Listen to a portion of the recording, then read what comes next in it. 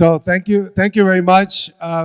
Actually, I wanted to thank the mayor who is just speaking because many of you here don't know, but with Jama and some other friends, we took people that were sleeping in the Central Park and we created 20 street cleaners. And when he entered office in the first year, he said, "Man, your street cleaners are 10 times more efficient than my street cleaners." And so that was the birth of a public-private partnership. So it's true what he said. He has been working a lot with the private sector, with entrepreneurs. And I'm blessed because out of that project have come many others. And I think that's part of what we want to do in Volcano, right? We want to work with all sectors, academia, government, etc. Okay, so I want to talk about businesses and businesses with big hearts and how not only are they improving society, but they make a lot more money. And I put up these two books here. It was 20 years ago when I was growing up. The book to read was Good to Great. And the author, Jim Collins, he basically went back in history and he said, what makes these great companies great? And they're all public companies and they were doing really well in the stock market. They were outperforming most other companies. And that's kind of the book I grew up reading about business. But recently, someone wrote this other book called Firms of Endearment. And I put it as my first slide because firms of endearment basically are businesses that are led by the heart of the leader. That instead of just focus on the shareholder, they focus on the stakeholders, like the community, the employees, they see the suppliers as partners, etc. And if you look at their share price over 10 years, they outperform 3 times financially the good to great companies. So what I'm going to talk about, our experience here with the companies that I run, is basically leading with the heart. And I want to make the case that not only is it the way to improve society, but you actually do better financially. So I want to appeal to all the people in the crowd. So this is a very sad statistic. I think it's going to be the only sad statistic I'm going to put up. Gallup did a study of employee engagement in Guatemala recently. And what came out of that study is that 70% of Guatemalans are not engaged, are not motivated in their jobs. They did a similar one in the United States. It came out like 68 or 69%. So not very different from what it was here in Guatemala. That's a big cost. When you don't have employees engaged, you have a big cost in turnover and training new people.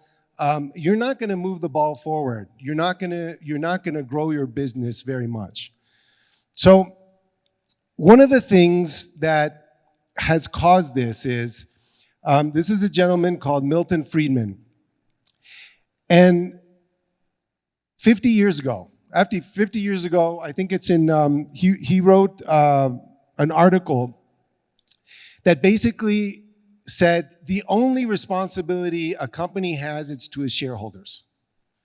And when I was in business school, that was kind of the capitalism that I learned.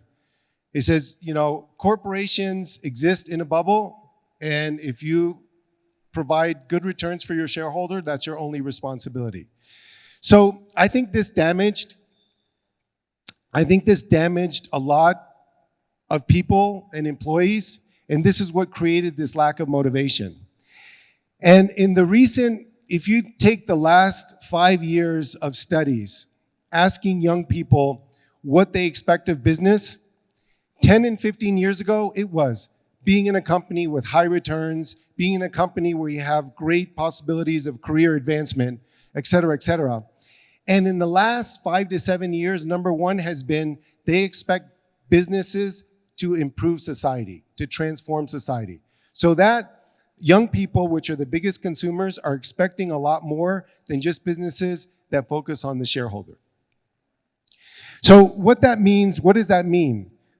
In the past, basically it meant that a company have a corporate social responsibility department. That's kind of old school now.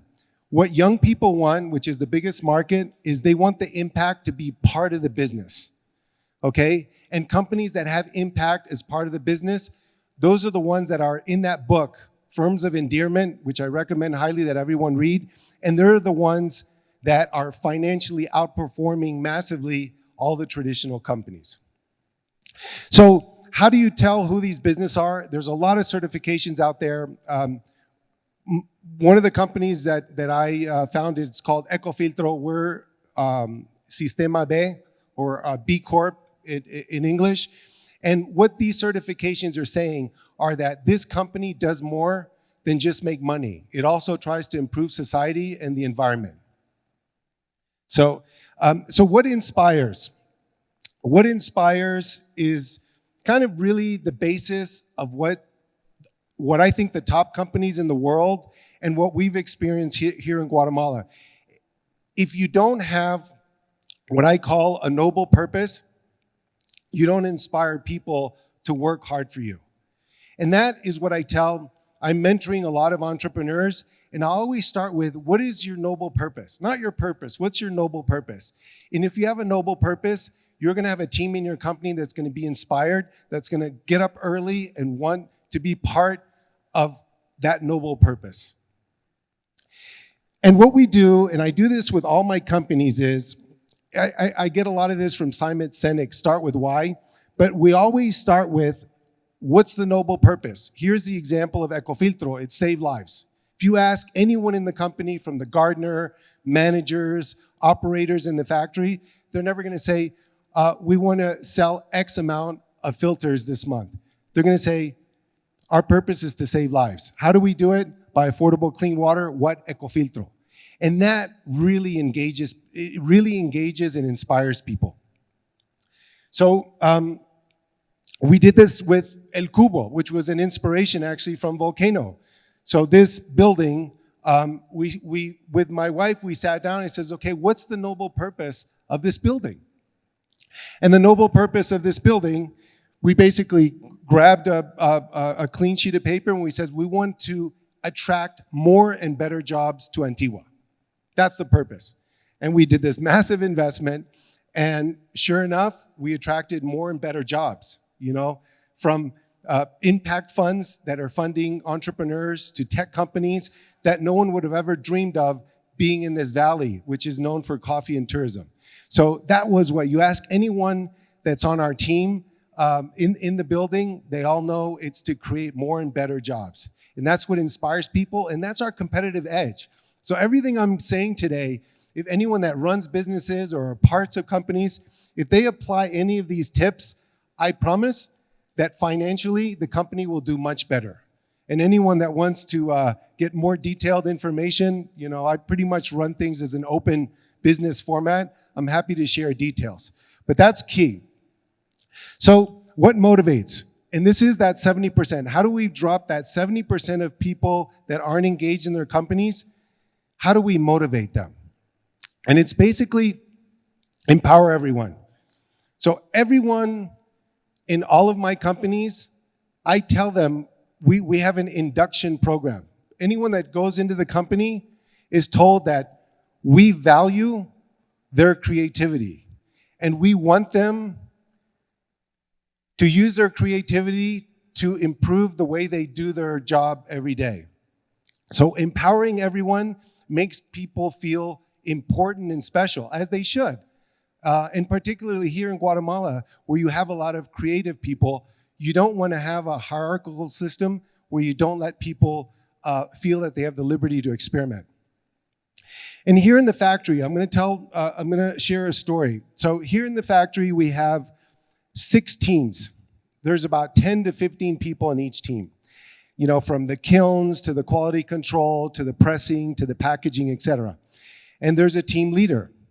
And that team has KPIs, and they're all in charge of managing what they do every day. So they have their goal, we have company goals, but how they do it is up to them. And I have a great story There's a person called Carlos here in this story. He's part of the QC team. And I was giving a tour about 3 months ago. And I noticed that there were these cardboard like frisbees. And they were putting these cardboard frisbees inside the raw filters that were getting dried. And I asked the team member, I says, what are these? And they said, out of 100 raw filters that are in the drying process, we lose 2 to 3. Because as they dry, they lose their cylindrical form, and so they don't fit perfectly, so they don't pass QC. And they saw that there were boxes being recycled. And so they did an experiment with 100. And they cut out 100, and they tried it out, and they dropped those 2 to 3 to 0. So what would be the probability of Philip Wilson or any manager or anyone coming up with that?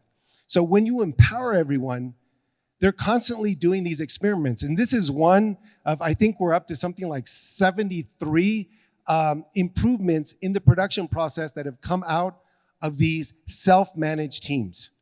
And I just think that's awesome. So all of a sudden you have 150 people that are trying to improve the way you produce a filter, and it's not coming top down. And it's very motivating because they feel that they really have control over everything that they do. So another thing that we do that's disruptive here, not as much elsewhere, is we share profits. At the end of each month, and in the first 5 days, of the following, we share profits with everyone. And for me, it's a very important, next slide, I don't know why it's not going to the next slide here. So we share 25%. At the end of the month, we basically tally all the salaries of everyone working in the factory, and there's a percentage. We divide it by the total, and we distribute 25%. And people ask me, how'd you come up with 25%? Says, well, I love Delta Airlines. Everyone at Delta Airlines really treats me well when I fly on Delta. And I read that they share 25% of the profits with every employee. And they are always the most profitable. You can look this up. They're always the most profitable airline. So I'm connecting the dots here on, they empower their people, they share the profits, and they achieve great financial success. So when you empower and you share the profits, and in our case, we do it right away because a lot of the people that work at Ecofiltro are operators in factory, and a lot of them, are used to receiving income on a monthly basis. So many months, we have people earning a double salary. And isn't that great? That makes them not only more engaged, but they make our operation more efficient. Because when you share the profits, you create, everyone's an auditor, everyone's extremely passionate about making sure that the company is extremely profitable and extremely successful. It's not only the director or the manager. And so, these are things that you can apply. And if anyone's curious, I'm happy to share the results. Profit per employee, sales per employee, what firms of endearment. And the reason that they have 3 times the financial performance is they do that. That's the common theme of the companies that are doing really well financially, long term, is they empower and they share profits. And it's even better when they have a noble purpose and they inspire. So I'm going to be winding down here. We're in an age now where you really can't hide behind a bad business model or a bad product or not being authentic. Everyone knows everything. Everyone's connected. They have smartphones. Everyone has access to all the information. If you don't treat people well, the market's going to find out. And it's not great to live an unauthentic life anyway, right? So the world has changed, and these young people are expecting businesses to lead with the heart. I mean, and if you do, They're going to be great, loyal customers.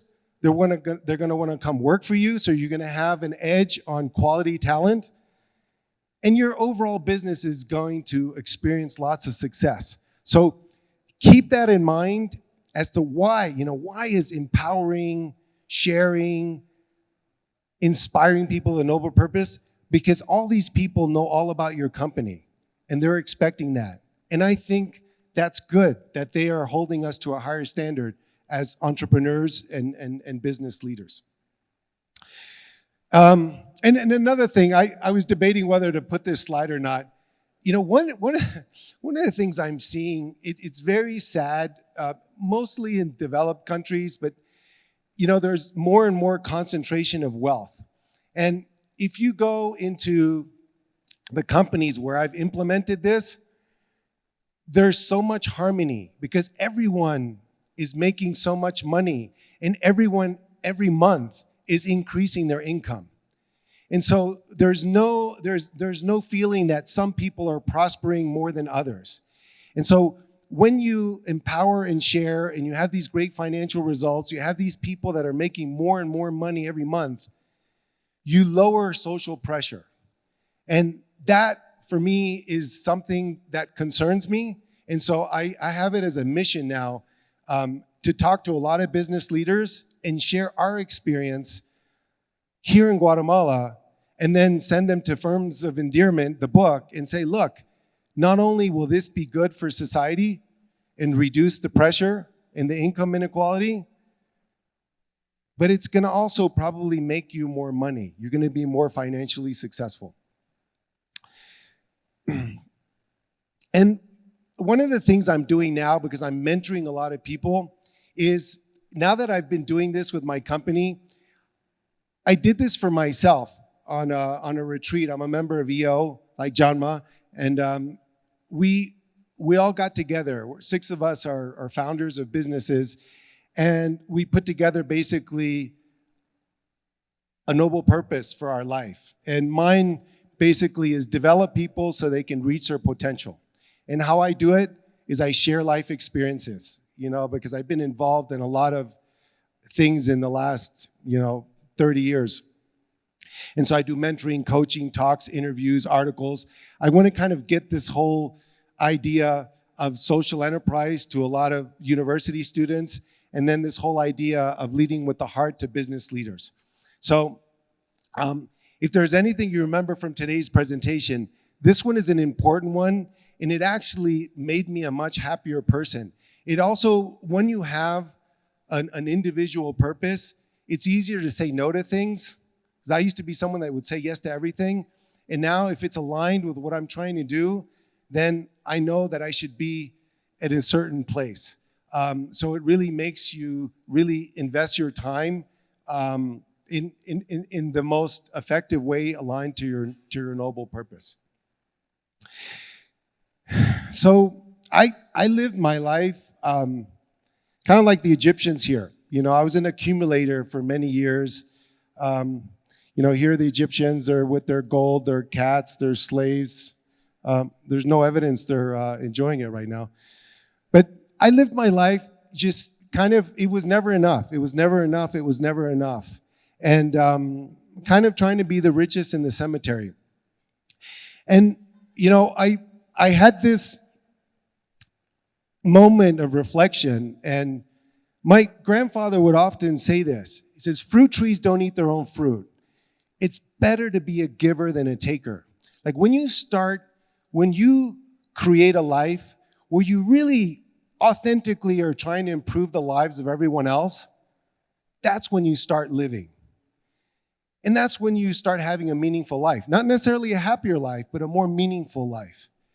And so this image is a very important image for me because that's how I want to live the last couple decades or however I'm going to live, is what can I do to help people? And my mentor this morning, I have a mentor. I've had a mentor for 25 years. He's very astute. He's almost like a spiritual advisor. And he said, to increase your being, you have to give yourself away. Thank you very much.